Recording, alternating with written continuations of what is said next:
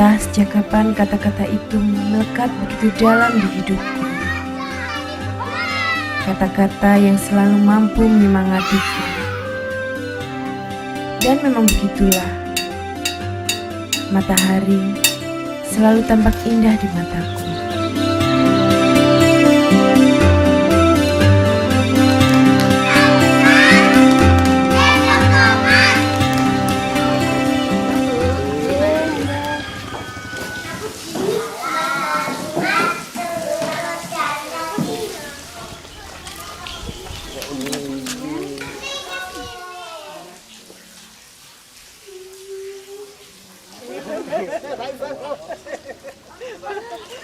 Anakku. Kan ya. Sini.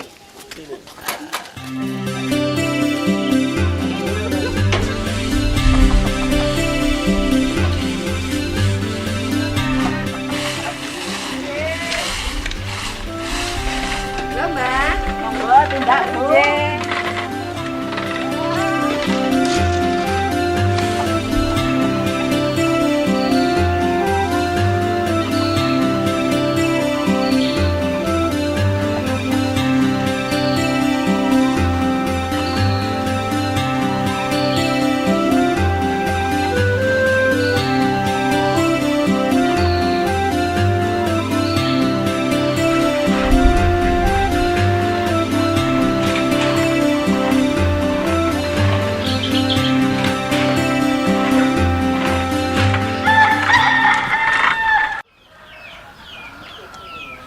Sebentar ya sayang ya, kita nyiapin makanan dulu ya.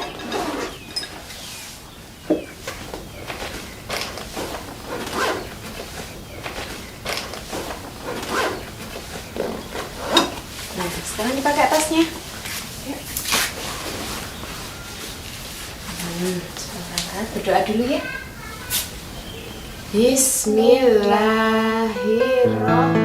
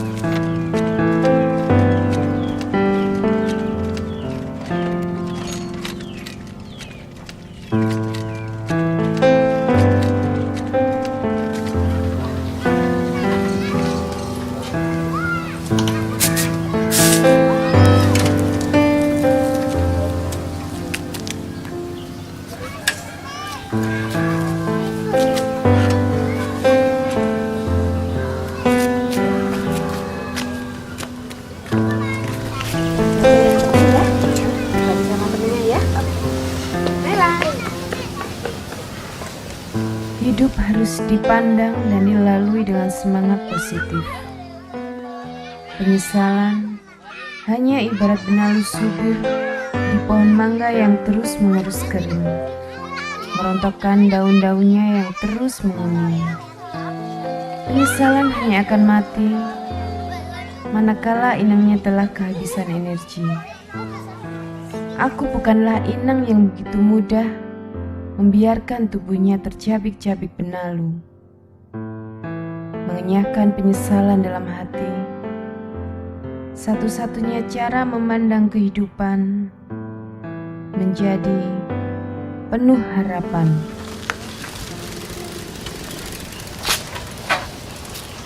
Nggak ikut masuk yuk? Oh, enggak. Kenapa? Nanti mau ada perlu. Oh, gimana? Cuma sebentar kok. Karena aku nanti nitip anakku ya. Oh iya, nggak apa-apa. Matur nuwun ya. Ya.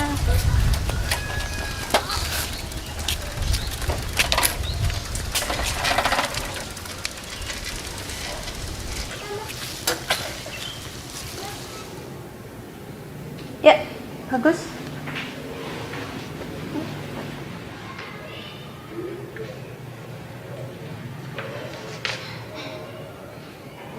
Jadi gimana dok tadi hasilnya? Ya, dari pemeriksaan tadi semuanya bagus. Itu bisa dikatakan bahwa ibu dalam kondisi sehat. Apakah ibu ada keluhan lain? Tidak, alhamdulillah sehat. Oh, iya.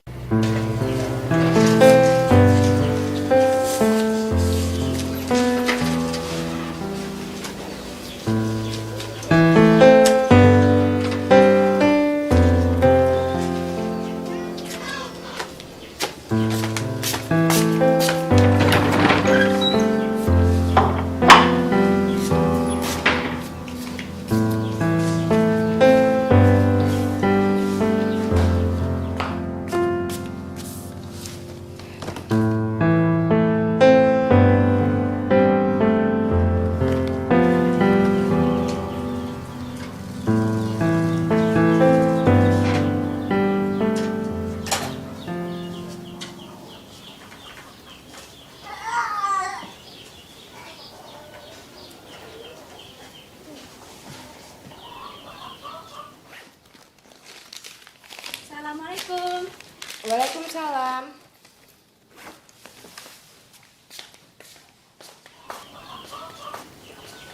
Anakku udah pulang.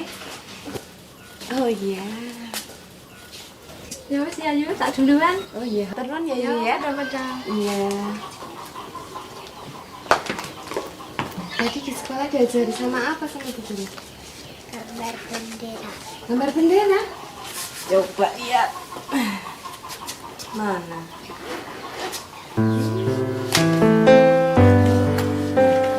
Ya, pakai gambar ya.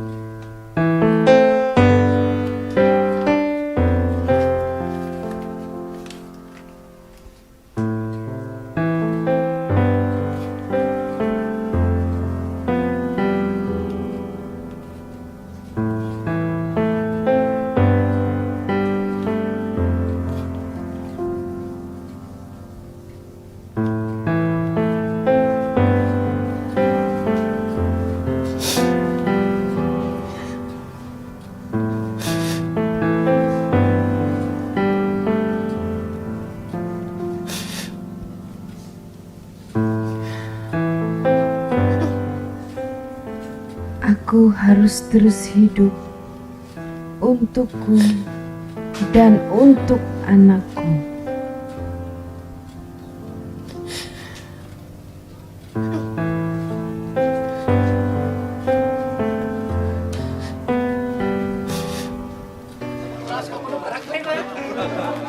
Penduduk di sini tidak mengetahui kalau suamiku meninggal karena HIV dan AIDS.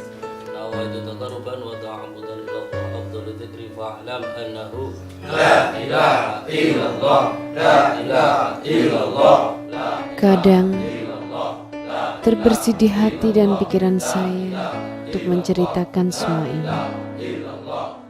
Tapi saya takut. Saya takut mendapat perlakuan yang lain dari masyarakat. Pengucilan, prasangka, dan entah apa lagi. Saya tak berani membayangkan. Bahkan sekedar untuk membayangkan.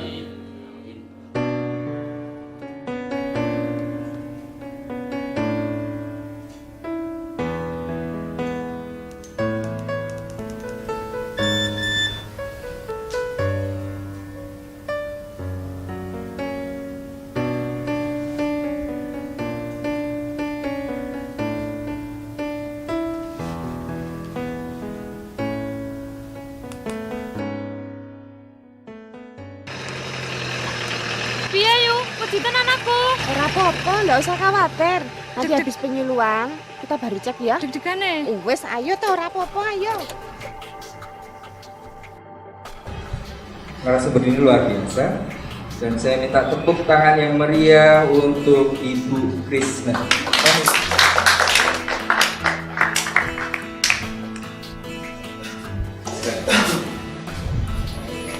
Terima kasih, Mas.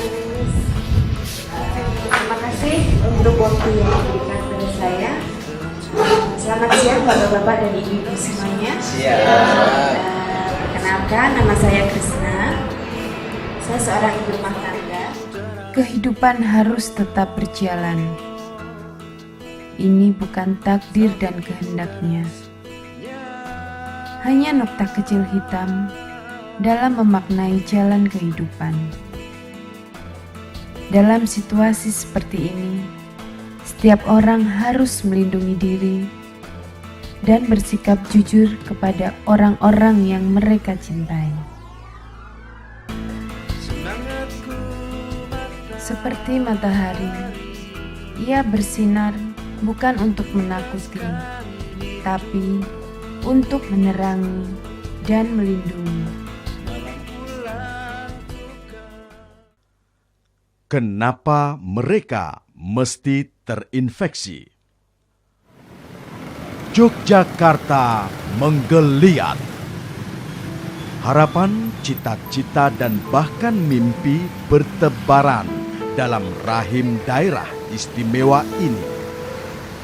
Pelajar dan mahasiswa memacu prestasi agar masa depan yang akan dilaluinya bisa terang benderang. Para petani dan buruh meneteskan keringat di atas hamparan bumi. Tukang-tukang becak tak pernah lelah mengayuh pedal. Perempuan-perempuan terus berkarya, memilih merawat rumah tangga atau mengaktualisasikan diri di ruang publik. Rasa tentram, nyaman, dan kebersamaan yang tetap menguat. Yogyakarta masih bisa diharapkan sebagai kota budaya yang melindungi seluruh entitas sosial dengan seluruh keragamannya. Meski begitu, tidak selalu bagi perempuan bisa mendapatkan semuanya, termasuk untuk bisa terbebas dari segala gangguan atas kesehatannya. Saya Krisna, saya seorang ibu rumah tangga dari beberapa anak. Saya terinfeksi dari almarhum suami saya. Beliaunya sudah meninggal. Pada saat itu saya opnam beberapa kali karena memang pada saat opnam itu penyakit saya tidak ketemu. Kemudian saya memang disarankan untuk melakukan VCT. Dari hasil itu memang saya positif. Dan alhamdulillah juga sampai saat ini anak-anak saya negatif semua. Krishna Nyi Blorong menjadi penanda penting bagi para aktivis penanggulangan HIV di Yogyakarta. Ia kehilangan kesempatan untuk bisa hidup sehat tanpa terinfeksi HIV. Krishna Nyi Blorong bukan fenomena, tetapi fakta dari terus meningkatnya angka kasus HIV di kalangan perempuan ibu rumah tangga di Yogyakarta. Jadi berdasarkan data per Maret 2012 itu ada 1686. Ternyata ibu rumah tangga itu ada data 150. Nah, kalau kita lihat dengan data ibu rumah tangga yang 150 ini, yang jelas kita mempunyai kepentingan terhadap program upaya-upaya pencegahan untuk menyampaikan informasi-informasi berkaitan dengan masalah HIV dan AIDS. Diperkirakan angka kasus ini akan terus meningkat. Banyak pihak mempertanyakan dan sebagiannya mengatakan KPA Daerah Istimewa Yogyakarta terlambat merespons penularan HIV di kalangan perempuan rumah tangga. Sebab agenda penanggulangan HIV hanya fokus pada kelompok yang selalu disebut beresiko tinggi. Misalnya pekerja seks, waria, gay, dan pengguna narkoba dengan jarum suntik. Sementara perempuan dalam rumah tangga tidak dianggap beresiko tinggi. Meskipun berada di wilayah publik atau punya jabatan yang bagus di wilayah publik, tetapi ketika kembali ke rumah, kembali bersama pasangannya, perempuan seringkali menjadi orang yang sangat powerless dalam konteks seksual. Perempuan tidak bisa memilih sendiri alat kontrasepsinya, karena itu dipengaruhi atau bahkan ditentukan oleh pasangannya. Nah, hal ini yang kemudian menyebabkan perempuan menjadi sangat rentan terhadap HIV dan AIDS. IPI melihat infeksi HIV di perempuan rumah tangga harus mendapatkan perhatian serius. Sebab akan semakin banyak hak perempuan yang terabaikan, diasingkan, dikucilkan, dan tentu saja mengalami diskriminasi dalam kehidupan sehari-hari. Padahal perempuan-perempuan itu tidak tahu apa-apa, terutama mereka yang tertular dari suaminya. Kalau dampak ke ibu sama, hak sosialisasi juga terlanggar, kemudian hak aktualisasi diri juga terlanggar. Karena dengan adanya kasus ini, jadi si ibu nggak bisa ikut pertemuan RT, nggak bisa berkumpulan dengan ibu-ibu yang lain, nggak bisa berbelanja di warung sebelah, atau mungkin pas dia berjualan nggak ada yang mau beli di tempat dia, seperti itu. Jadi memang sangat-sangat mengganggu. Tetapi KPA sendiri melihat bukan soal terlambat atau tidak terlambat dalam penanggulangan HIV dan AIDS di kalangan perempuan rumah tangga, melainkan soal perkembangan kasus semata-mata. Itu nggak benar bahwa ibu rumah tangga itu adalah perjalanan waktu ke waktu. Jadi mulai tahun 2010 itu angka heteroseks naik dibandingkan dengan penasu. Laki-laki dia tidak melindungi dirinya, pakai kondom lah. Itu adalah satu-satunya alat untuk supaya tidak terinfeksi. Jadi inilah sebetulnya yang membuat hambatan budaya ketidakterbukaan dengan pasangan istrinya. Inilah perilaku-perilaku yang seperti ini yang mengakibatkan ibu-ibu rumah tangga sekarang semakin lama semakin banyak. Persoalannya memang bukan sedang mencari siapa yang salah, mencari kambing hitam, bukan. Sebuah pilihan tindakan yang sama sekali tidak memiliki makna apapun bagi proses penanggulangan HIV dan AIDS. Ketimbang berkutat pada situasi yang tidak produktif, BKKBN secara pragmatis menawarkan jalan keluar bagi persoalan meningkatnya kasus HIV di kalangan perempuan rumah tangga.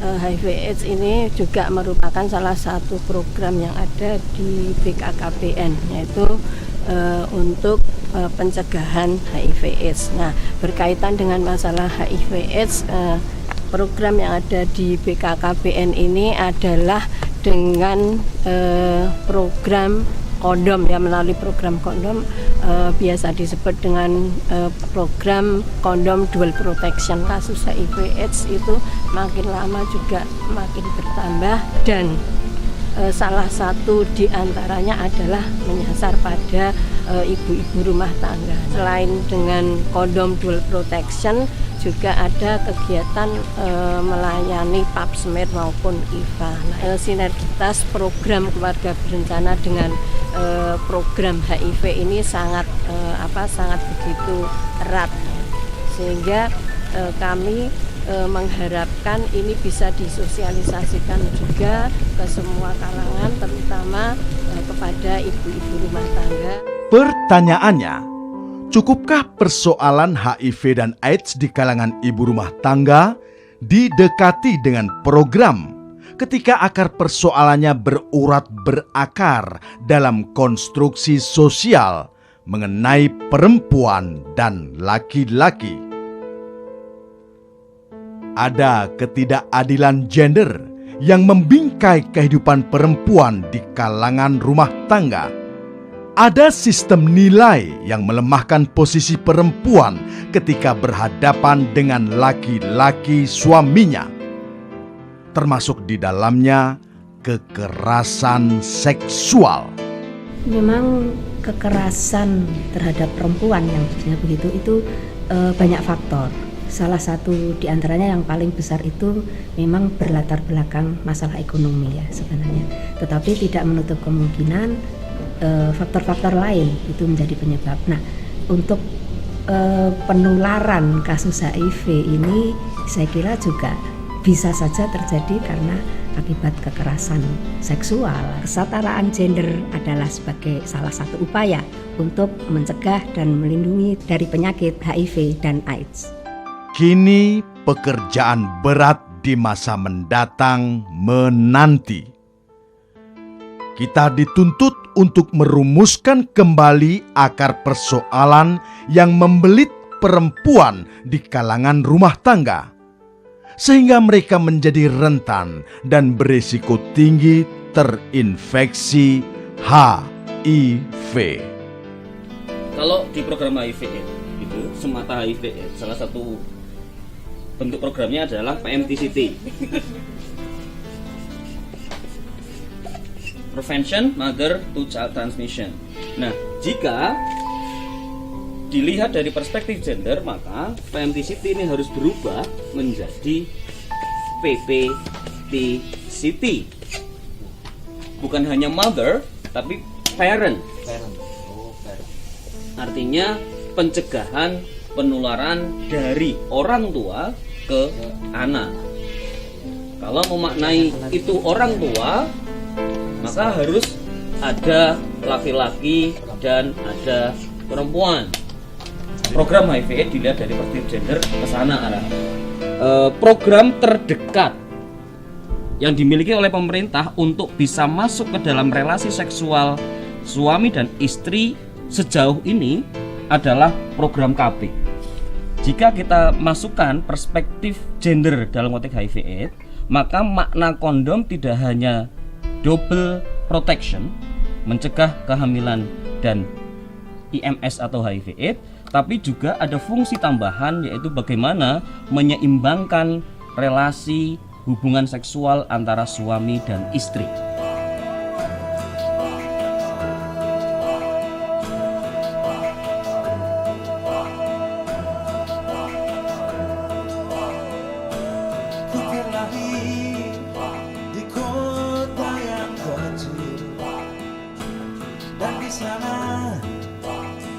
sungai yang mengalir tak begitu deras,